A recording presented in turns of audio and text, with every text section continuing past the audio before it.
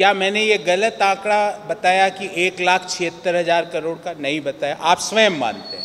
मुझे अच्छा लगा, क्योंकि आप स्वयं अखबार पढ़ते थे उस समय, किस तरह अखबारों की सुर्खियां बनी। सीबीआई की विशेष न्यायालय में, और जज का नाम भी मैंने कोट किया अपनी प्रेस रिलीज में, उन्होंने कहा कि 2G नाम का कोई स्कैंडल कुछ हुआ ही नहीं, 2G से देश को कोई नुकसान नहीं हुआ। न्यायालय में परास्त हुए, और न्यायालय के बाहर विनोद राय, जो कि मुख्य षड्यंत्रकारी थे, उन्होंने हमसे माफ़ी मांगी।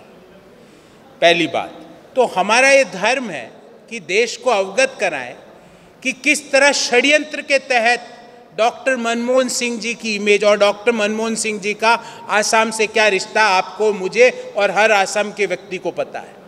उनकी इमेज को धूमिल करने का प्रयास किया, उनकी इमेज को खराब करने का प्रयास किया, कोर्ट में परास्त हुए, और जिन लोगों ने प्रयास किया उन्होंने आज माफी मांगते घूम रहे हैं। वो हम चाहते हैं कि जो उस षड्यंत्र में और भी लोग शामिल थे, मैंने कईयों के नाम बताए आपको। जनरल वीके सिंह कहाँ है? बड़ी बड़ी बातें करते थे, 2 बार के सांसद बन गए और 2014 से अभी तक मंत्री है। अरविंद केजरीवाल जन लोकपाल कहाँ है? आप में से कितने लोगों ने जन लोकपाल का नाम सुना पिछले 7 सालों में? किरण बेदी कहाँ है? एक बार गवर्नर, लेफ्टिनेंट गवर्नर का टेन्योर पूरा कर लिया, दूसरे के प्रयास में लगी हुई है। बाबा रामदेव, सिर्फ उनका नाम अखबारों में यह पढ़ने को मिलता है कि उन्होंने ये कंपनी नई खरीद ली। वो बाबा नहीं, लाला हो गए आजकल। अरविंद केजरीवाल कहाँ है? और उन सब के प्रमुख षड्यंत्रकर्ता बीजेपी और आरएसएस एक षड्यंत्र के तहत एक इंक्लूसिव, एक ग्रोथ ओरिएंटेड, एक विजनरी आदमी की गवर्नमेंट को गिराने का पाप भारतीय जनता पार्टी, आरएसएस और उनके षड्यंत्रकारी साथियों ने किया है। और ये मैं नहीं कह रहा, वो अपने षड्यंत्रों के लिए आज माफी मांगते हुए घूम रहे हैं। न्यायालय में उनके षड्यंत्र को, उनके षड्यंत्र में जो नंबर दिए गए थे कि 1,76,000 करोड़ का 2G के कारण देश को नुकसान हुआ, उसको खारिज कर दिया न्यायालय ने किया, हमने नहीं किया। और उस समय किया है जब देश में भारतीय जनता पार्टी की सरकार थी, उस समय किया।